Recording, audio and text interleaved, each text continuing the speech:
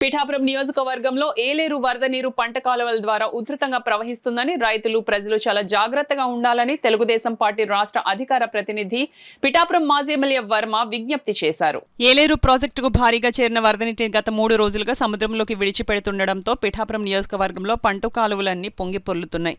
పలుచోట్ల కాలువలకు గండ్లు పడ్డాయి. మాజీ ఎమ్మెల్యే వర్మ వరద నీరు ప్రవహిస్తున్న పంట కాలువలను పరిశీలించారు.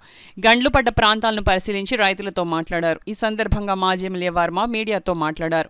ఈ కార్యక్రమంలో మాజీ జెడ్పీటీసీ మడికి ప్రసాద్, పుణ్యమంతుల మూర్తి తదితరులు పాల్గొన్నారు. ఏదైతే పంటకు పంచుకుంటున్నారో మీరు వరద వచ్చినప్పుడు ఎందుకు పంచుకోవట్లేదని మేము గట్టిగా నిలదీసి కలెక్టర్ గారు దృష్టిలో పెట్టడంతో కలెక్టర్ గారు కూడా సీరియస్ గా వెంటనే యాక్షన్ తీసుకోవడంతో అక్కడ దప్ప కాలువ కండి కాలువకి ఈ మళ్లించడం వల్ల ఈ ఈ ఈ రోజు వాటర్ ముళ్ళకన్నా ఉంది. నిన్న వచ్చిన అల్లూరి సీతారామరాజు ఇన్ఫ్లోకి పెరగడం వల్ల మరి అక్కడ కూడా రెండు అటు ఇటు రెండేపులా పెంచారు కాబట్టి కొన్ని చోట్ల వీక్ గా ఉన్న చోట్ల గండ్లు పడ్డాయి. అందులో పిడిందో డొక్కి ఇవన్నీ కూడా త్వరలోనే పూర్తి చేస్తారు.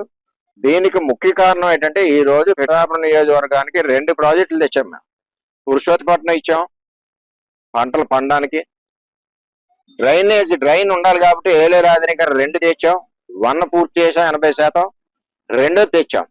తెచ్చింది చంద్రబాబు నాయుడు గారు శంకుస్థాపన చేసి రమణపేటలో పనులు మొదలెట్టాక అప్పుడున్న ప్రజాప్రతినిధులు ఎంపీ ఎమ్మెల్యే ఈవేళ చాలా మాట్లాడతారు ఇద్దరు. వాళ్ళిద్దరూ జగన్మోహన్ రెడ్డికి లెటర్ రాసి ఇది అవసరం లేదు క్యాన్సిల్ చేయమని పెట్టారు. సిగ్గుండాలి కదా వాళ్ళిద్దరికి. అలాగే ఈ రోజు రైతాంగాన్ని పాడు చేశారు. అంచేతంటే ఎవరికన్నా రైతు ఏ విధంగా దెబ్బతిన్నాడో మనసులో బాధ, వాళ్ళ యొక్క కష్టం మనకు తెలిస్తే దాన్ని పంచుకోవడం ఉంటుంది. ఆ రైతు పోతే పని మనకెందుకు? మొదలుపెట్టిన వర్క్ ని, టెండర్ అయిపోయిన వర్క్ ని ఎవడైనా క్యాన్సిల్ చేస్తాడా? బుద్ధి జ్ఞానం ఉన్నవాడు. చేశారు. లాస్ట్ కి జగన్మోహన్ రెడ్డికి నష్టం ఏంటో తెలిసాక మళ్ళీ చేస్తా అన్నాడు.